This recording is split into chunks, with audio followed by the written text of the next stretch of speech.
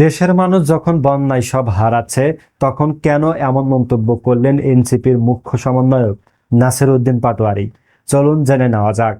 দেখুন, ভয়াবহ বন্যায় দেশের দক্ষিণাঞ্চলের হাজারো মানুষ চরম দুর্ভোগে। ঠিক তখনই সরকারের ভূমিকা নিয়ে কঠোর সমালোচনা করেছেন জাতীয় নাগরিক পার্টির মুখ্য সমন্বয়ক নাসির উদ্দিন পাটোয়ারি।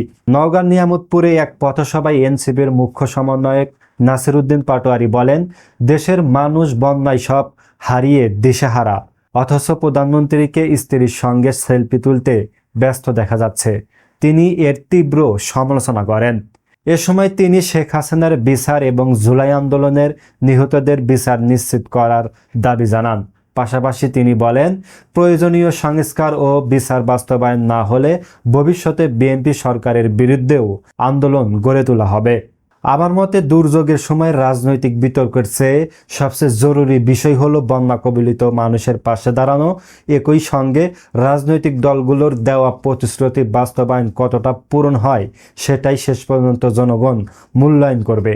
আপনার কি মনে হয়, এমন সংকটের সময় সরকারের সবচেয়ে বড় দায়িত্ব কি হওয়া উচিত ছিল?